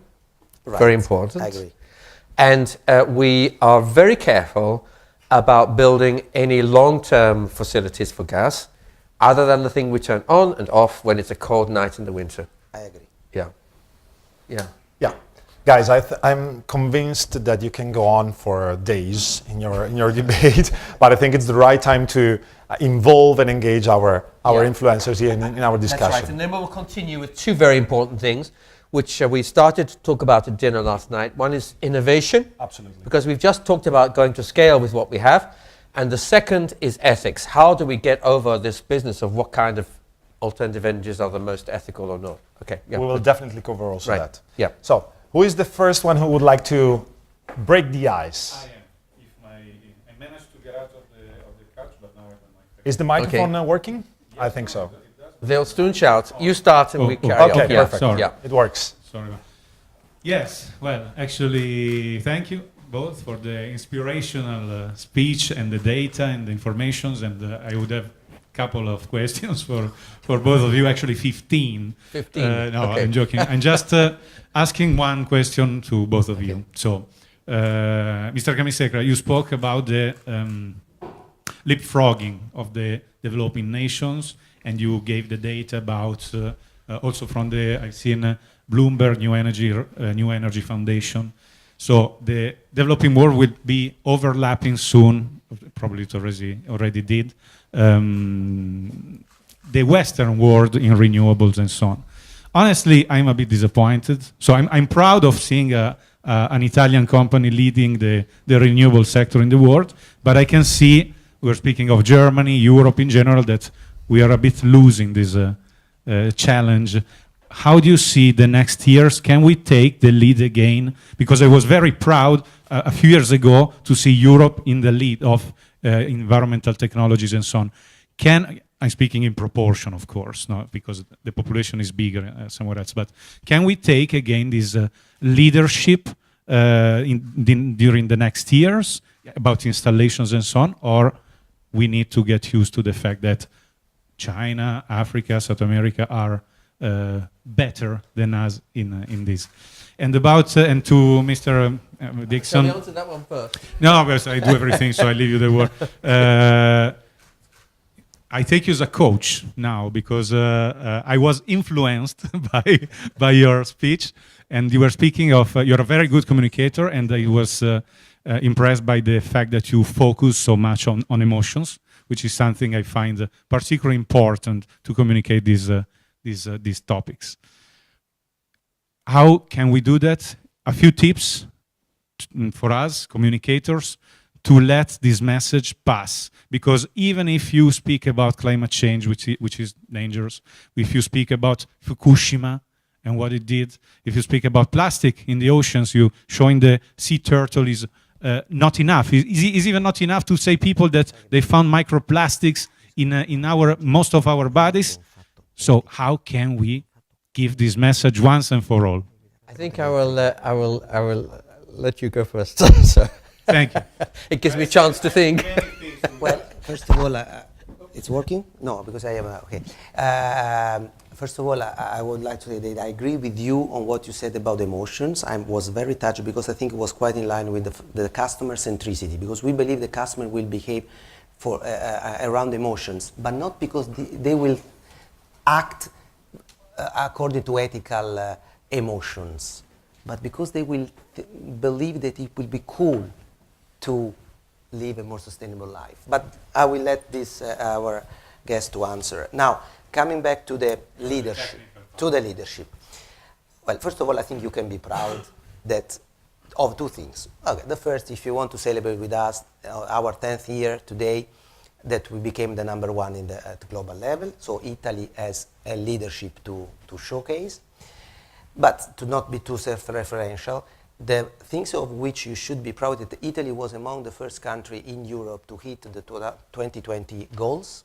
we hit our 2020 goals, so we reached the goals that were set, and I think it's fantastic result for our country. Now, you are probably, let's say, worried or not happy about the fact that the amount of megawatt installed in China, for example, are lower than what is installed in Europe. But this really doesn't count. You have to look the share of renewable as a share of electricity consumed. That's what really matters. Okay? If there would be more megawatt installed in India, where 1.3 billion people lives, or in or 1.2, and in China, this is a normal fact. I think what is important to see, actually the best news for the globe is Africa, India, and China installing and using renewable power more than Europe and US, where the speed of penetration of renewable is fast enough, in my opinion. So here, the leadership that we want to preserve, and we want to maintain, and we want to even to reinforce, is on influencing at the global level the political agenda. I think Europe here has a strong, and Italy can take a role. And second is to have the technology, because believe me, there is a lot of technology manufactured in Europe. Actually, renewable is largely a European industry. If you take the module, the panels apart, which now represent less than 30-35% of the total megawatt cost for solar, all the rest, trackers, inverters, wind turbines, transformers, and I mean, all the rest are manufactured in Europe, and with some dominance for the wind, for example. And innovation, most importantly, innovation is driven by Europe, together with Australia, United States, and so on and so on. So that's the most important part.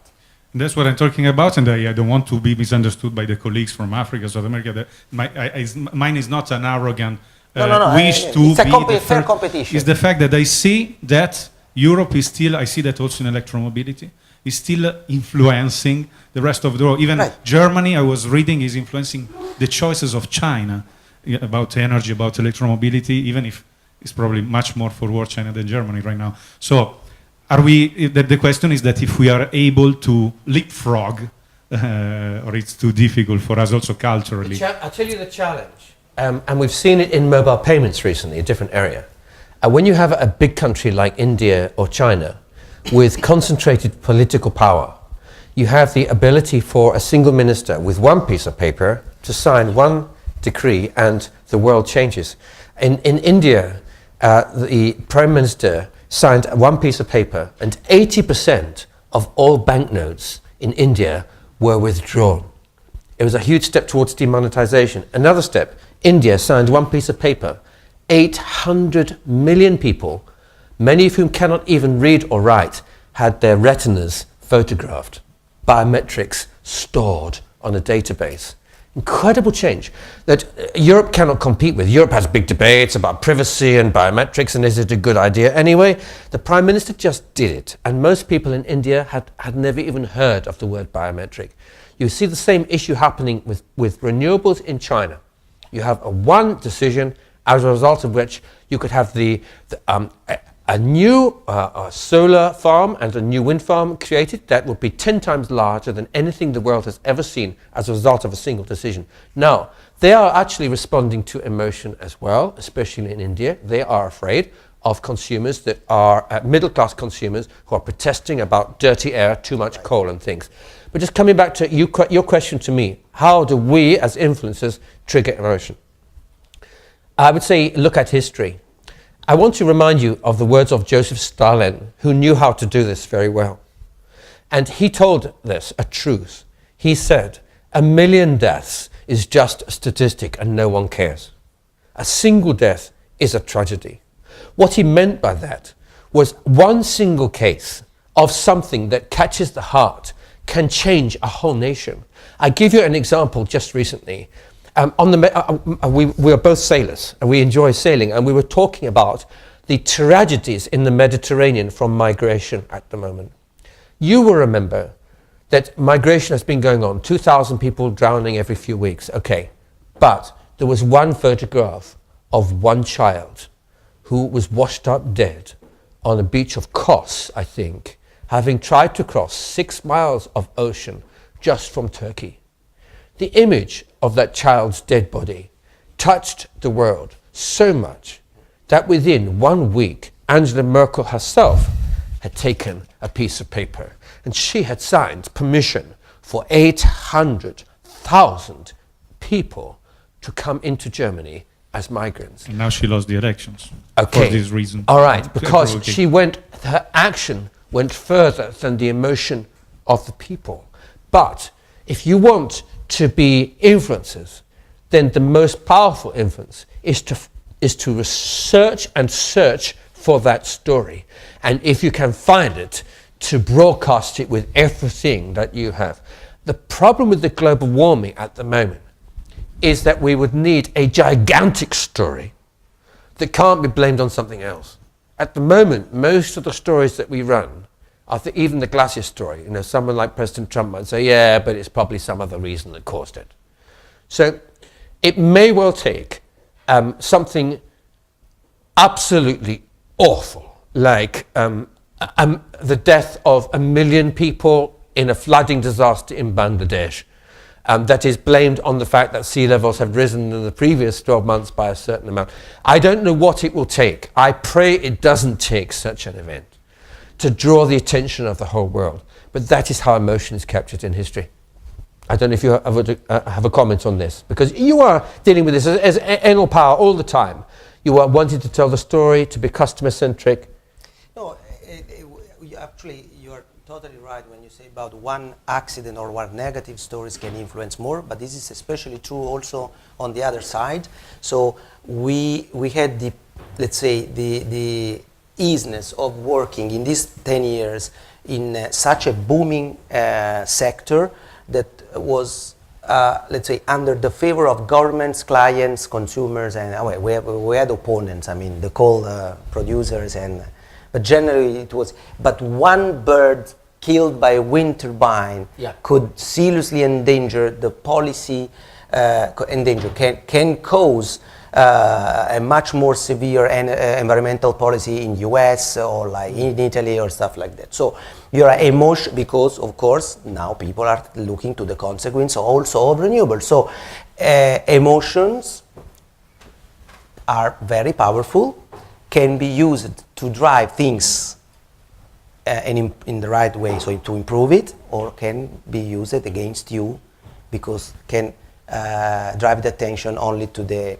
short-term consequences and not to look the things in the right perspective of long-term impacts.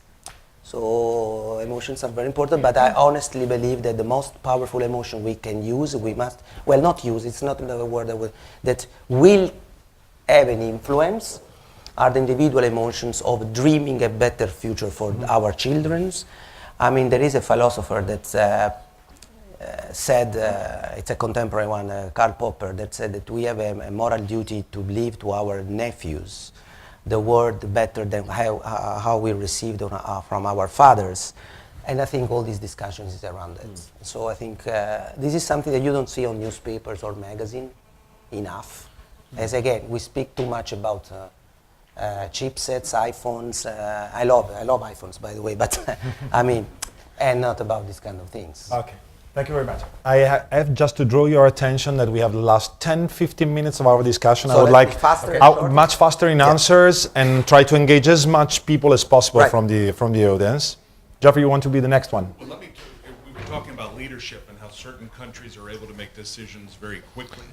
Our democracies tend to follow what we hope what the public demands, but oftentimes what our corporations demand. And I wanted to speak to hear from Enel and from you what you're seeing around the world. But in the United States, our renewables policy is being driven oftentimes by corporations who are demanding for their bottom line cleaner, cheaper power that's made in our states. And I know we have a very public announcement from Enel with Anheuser-Busch.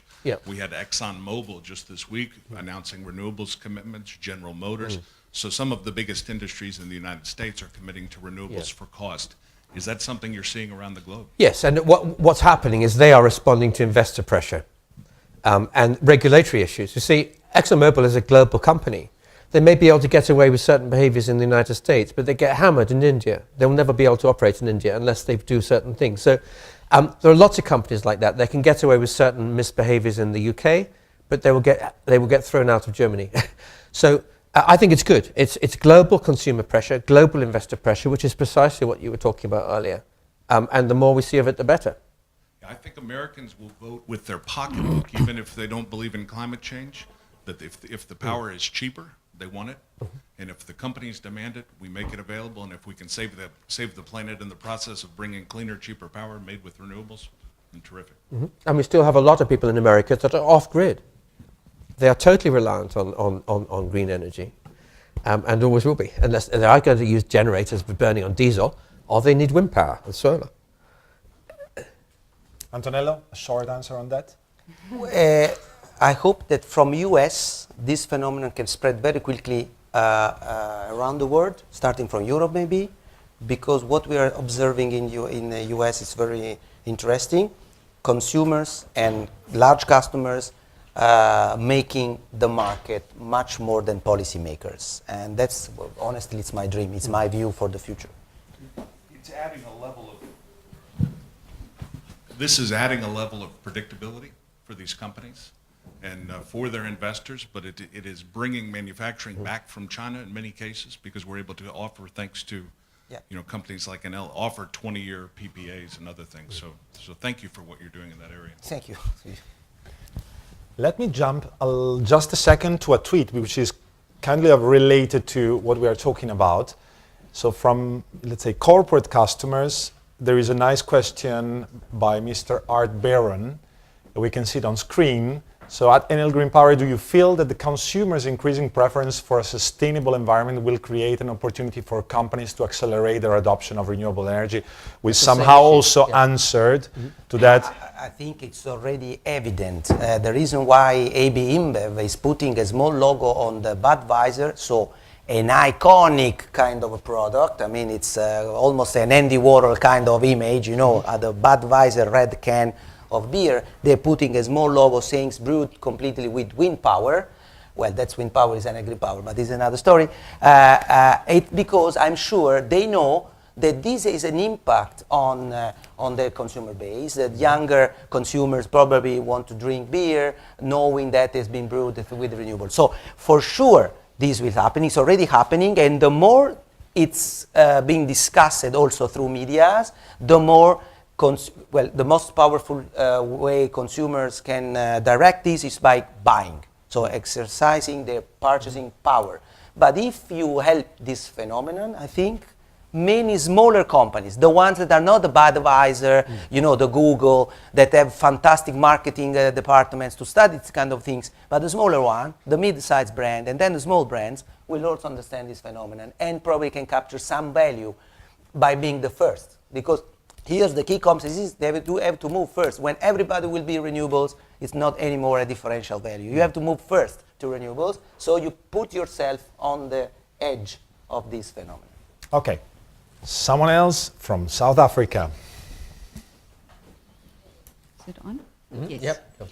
All right. My question would be, with the stats that Mr. Dixon showed, with South Africa leading in investments in green power, what would you say, what further strides can we take to decarbonize the system, also bearing in mind that South Africa has committed to 70% in coal and 30% in renewable energy? Well, I mean, I think what I'd say is I'm so pleased at what South Africa's doing, because Africa, the rest of Africa, sub-Saharan Africa, is looking, I think, to what you're doing there. I think of Nigeria. Nigeria is going to be one of the most powerful and populated nations on earth. And South Africa is tiny in comparison in population. But what you're doing is experimenting, you're proving models, and you have business centers which I believe will take those technologies to other African nations. So I see South Africa as a springboard for innovation across the whole of the sub-Saharan continent. So I think it's very encouraging what's happening. I think the key is what you've said, that there's a fusion between government policy and the will of the people, and that there's it's a popular cause, isn't it? And which is why one of the reasons that you're here. It's popular in the country. People are talking about sustainability. and rightly so. So I think that's encouraging. I don't have any particular answer apart from that. Other than watch what happens, I think it's going to be good to see. Well, I think South Africa is among the top nations for the program that put in place back in 2011-12. So my suggestions, I mean, humbly to your country would be to keep stability in the program. What is damaging the further penetration and of renewables in South Africa is that there has been some up and down, stop and go that can scare investors and reduce also the willingness to invest in the value chain, so in the manufacturing of renewable technology in South Africa. Besides that, I think it's been one of the best designed program, and it's absolutely an example for other African countries. So honestly, few advices, few tips, and big applause to South Africa for what they're doing.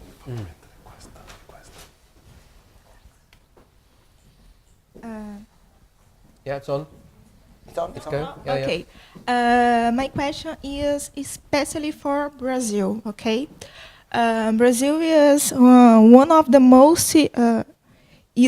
the countries that most use renewable energies today. Yeah. And Enel are growing in the energy market in Brazil. So I would like to know if Enel Brazil intends to invest not only in the micro generation, but in the micro too, because we have lots of people that don't have access to electricity, to energy electricity, actually. So my question is, Enel have intention to invest in this field of generation? Look, most of our investments in Brazil will be through grid-connected large-scale facilities, because the phenomenon of the urbanization is not only an African issue, it's actually largely a South American one. And you know better than me, Sao Paulo, Rio, the big cities, etc. So most of the people will converge into cities. So we need to have efficient grids, and we have grids in Brazil, and we need to have efficient power plants, and we're building some of our biggest wind and solar farms in your country. Now, there will be a part of the demand that will be served through isolated grids or microgrids. I don't think we will enter into this. Okay. Someone else from Mexico? If you can just pass the microphone. You can leave it on. Leave it open? Yeah, exactly. Fast technology. I have two questions. First, what are the principal challenge in Mexico and Latin America about that kind of energy? And the second is, what is the perspective about electric cars in Latin America and Mexico? Okay, I will answer about the challenges, and I'll let you answer about the e-vehicle if you like. Yep.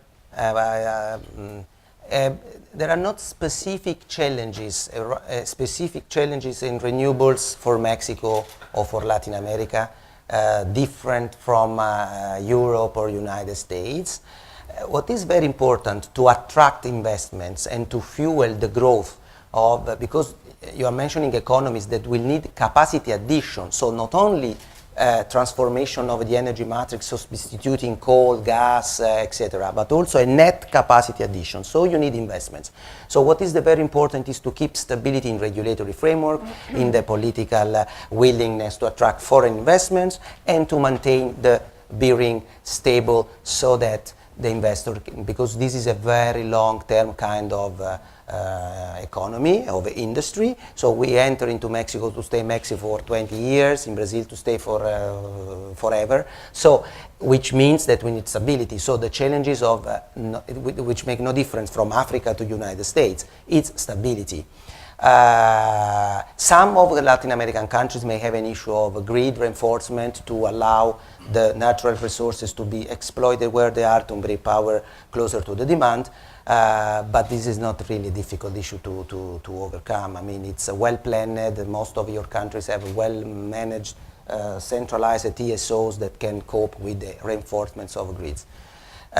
Stability in regulation and policies are the most attractive ingredients besides the availability of a natural resource, of course. If you have wind, you have sun, if you have water, or geothermal power. I could say something briefly on electric cars. We saw this happen with emissions, and now it's happening with electric vehicles. Emissions technology worldwide was driven by European regulation. And what happened was the companies like General Motors had to then comply with European regulation, and they cannot have 2 assembly lines. So basically, the same technology got built in everywhere. And with electric cars, we have seen a number of countries have said that they will put in prison, will put in jail anybody who tries to sell a petrol or diesel car after a certain date. And they have announced the date. And they're getting the prison cells ready, okay? So now this is really scary for the manufacturers. So I spent some time with 400 R&D people in General Motors recently, and all they want to talk about is electric vehicles. So because they have to comply. So of course they're going to develop these vehicles, and they will be very widely sold for small journeys in European cities. In America, it will be more complicated because the distances driven are larger, and in emerging markets, even more complicated because it requires a charging infrastructure, which is expensive. I've often said this, I think I said already, the future is clear, the timing is not. So I will say that electric vehicles will take off rapidly in cities like Mexico City. They will take off very slowly outside in rural areas of Brazil. Okay. But in Mexico City, I think it will be a fantastic solution. Most of you drives for hours, moving only few meters. Yeah. With absolutely crazy 4,000 cubic centimeter engines. That are, polluting and wasting a lot of, to move just 2 blocks. Yes. Because I go very frequently to Mexico City. So in Mexico City, e-mobility, it's absolutely doable. The grid is there. You have just to put some, recharging stations. Many. And they probably won't own them, and they will be driven by a robot. No, maybe, I hope not. You know why I hope not? Because the most strongest reason, in my opinion, why people will move to e-vehicles is because once you prove one of them, when you test one of them, you cannot come back to a diesel or because it's too much fun. It's fun. So you feel, like in a sport car. It's cool. So it's cool. It's not ethical. It's more than ethical. It's ethically cool. So that's why people will buy. It's just the insurance company is going to charge you more because you're too dangerous. Yeah. It's ethically cool. I really like it. It leads us maybe also to the ethical debates which are linked to all of this. Listen, we're probably going to say goodbye, I guess, on the video stream fairly soon, but at least we're together. So and the conversation can continue online and through social media. 15 minutes. Of course, and we still have a few minutes. Okay, fine. So, but here's just to start, a very important area. I would hate to be a government minister for alternative energy at the moment, or sustainable energy. You know why? Because I know every day my office will be attacked. I will need to have guards around my house. You know why? Because every time I make an announcement, some other group says no, right? So I make an announcement to put some wind turbines on a mountain, and suddenly everyone near the mountain who loves the mountain says absolutely not. Immoral. So I say, that's fine. We'll put some, forget the wind, we'll just put some solar panels on the farmland in the valley. Then they said, no, biodiversity, you have killed biodiversity. Okay. Wind turbines in the sea, this is safe, this is fine. Said, no, we have just seen the damage to seabirds, rare seabirds. We have photographed them, they are dying in hundreds. It's impossible. So they then say, nuclear, anybody? Say, don't you dare put a nuclear bomb, it's like a nuclear bomb. Say, okay, now what else do we have? Wave power. So we go round and round and round, and we gradually learn something, which is that alternative energy is very popular so long as it's not on my land. Right. Okay, and we see the same in cities. I tell you, if the Vatican started to put solar panels on the roofs of the most beautiful buildings in Rome, what will happen in the city? I tell you, there'll be riots like Macron is facing in Paris. You know, and so we have to recognize that this is very emotional stuff, and that it's all very well to say, oh yes, we like green. But I have a challenge, and if you're watching this, if you're part of a Friends of the Earth or Greenpeace or some kind of NGO, this is my challenge to you. Please help us.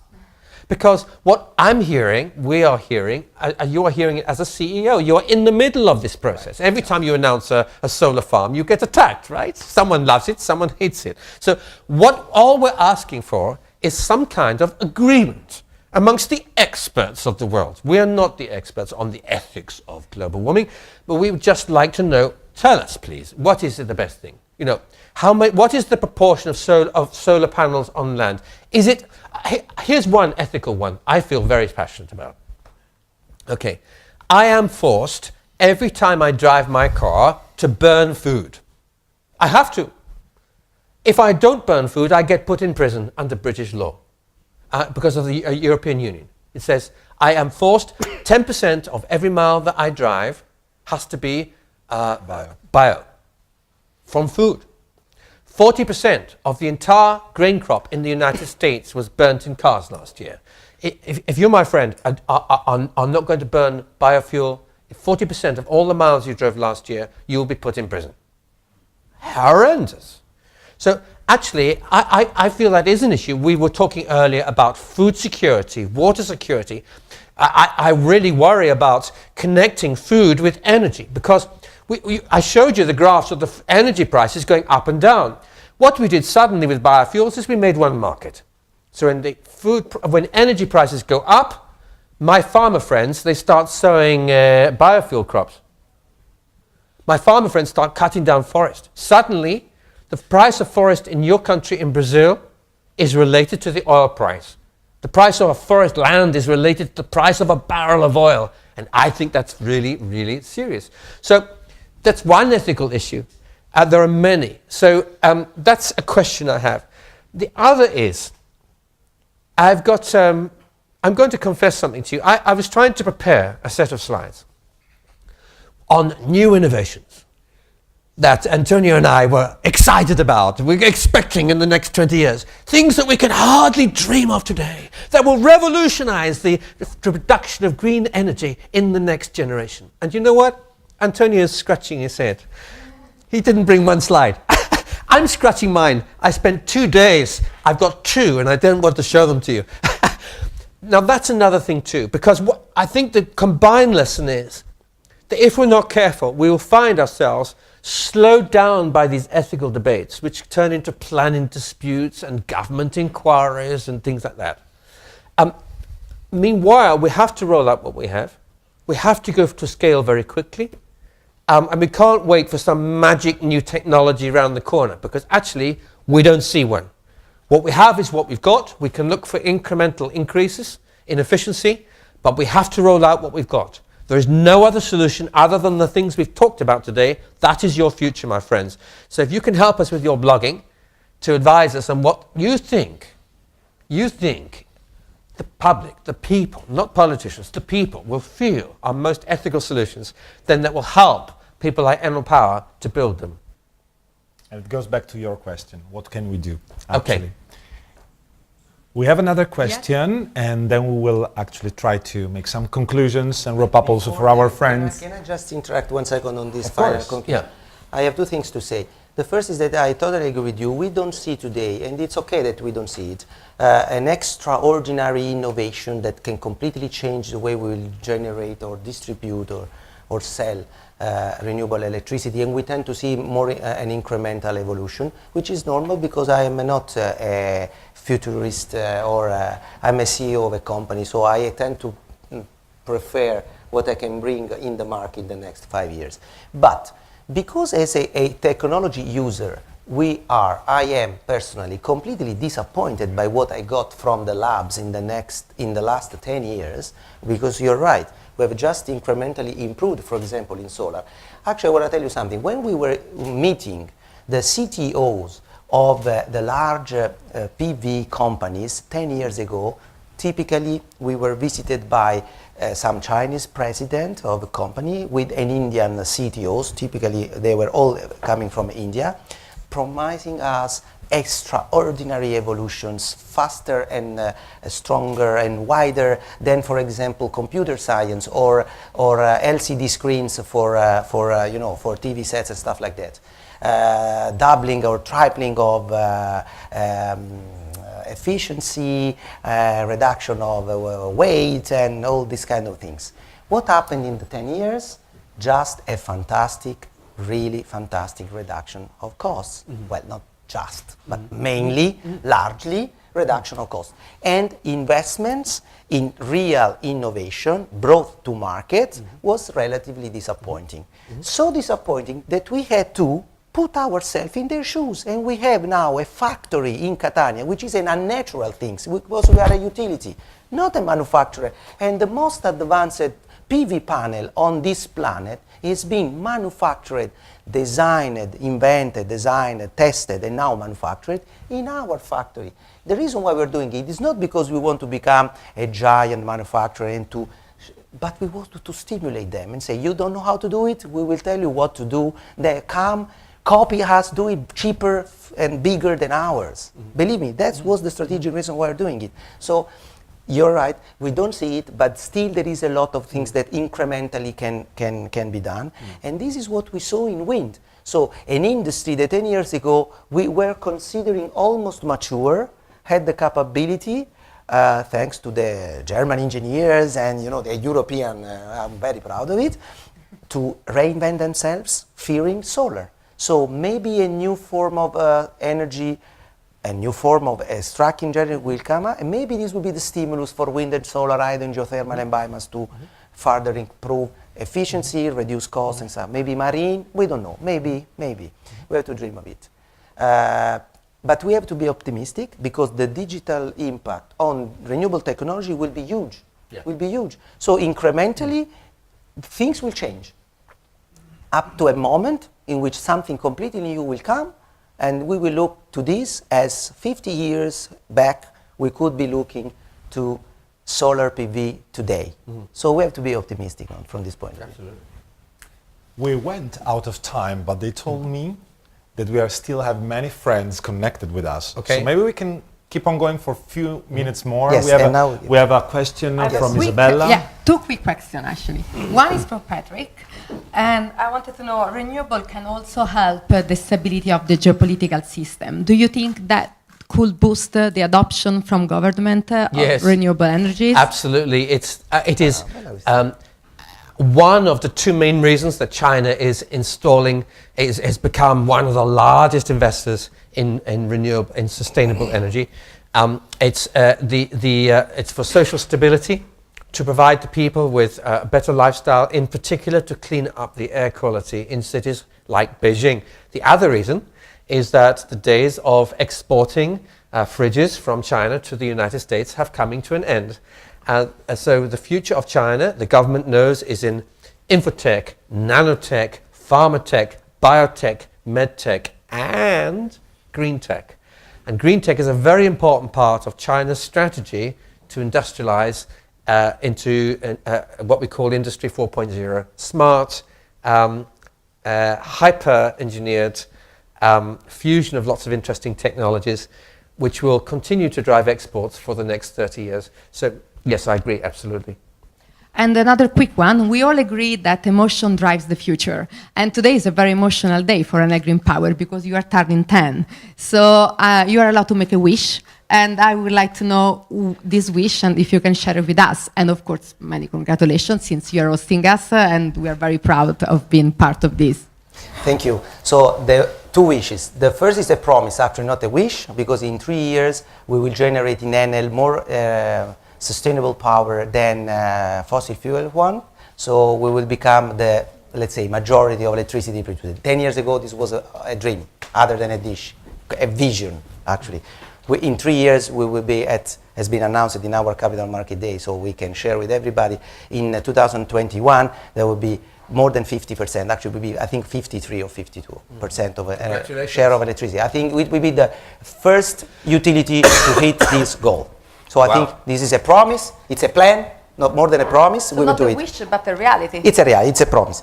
The wish in the next 10 years that another fantastic party with so many emotions like we are feeling today, because believe me, if you come to our office today, it's like really having a wedding in the family. I mean, people is feeling it. We did it. They are saying, we did it. It's part of us. We did it. So in the next 10 years, I hope that this momentum, this energy, this passion can drive us really globally all around the world, so that the future full of renewables will become the past, the present, and not the future anymore. So in 10 years, I think we can achieve it. Fantastic. And I hope that we're happy with it. Thank you very much. Thank you very much. Thank you very much, because this was, I think, a perfect conclusion of our day. I would like both the speakers to join me here in front also of the cameras of all the thousands, several thousand, tens of thousands, hundreds of thousands, actually, it's true, who joined us also via the net. Thank you very much for watching us, and thank you all our influencers here for a very, very fruitful and interesting discussion. We were really thrilled and really pleased to have you, all of you, with us today. And we keep on celebrating our party just in a few hours. Thank you very much. Bye-bye. Bye-bye. Bye. Thanks. Really great.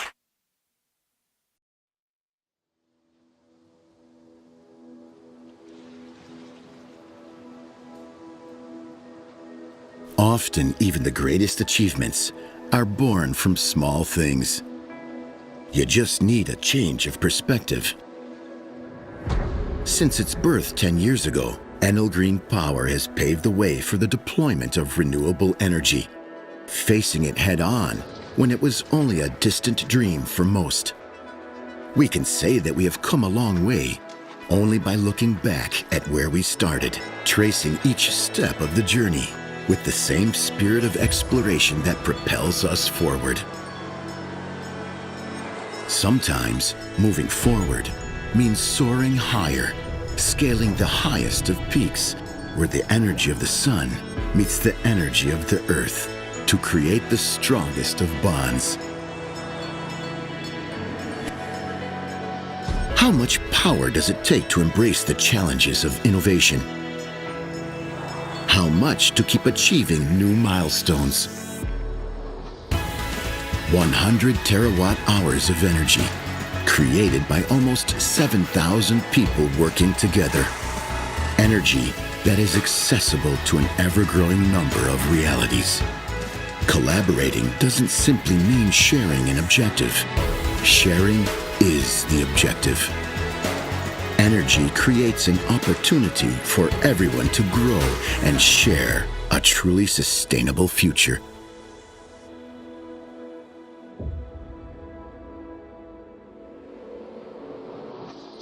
The energy that we envisage transcends all barriers. We built more than 1,200 plants and united 30 countries under the same banner to create this energy, striking a balance between the spirit of nature and the energy of people. We have come a long way together in this journey of innovation, when the path was difficult to traverse, or even when there was none to follow. But we are only just beginning, because the energy that got us here will also propel us forward.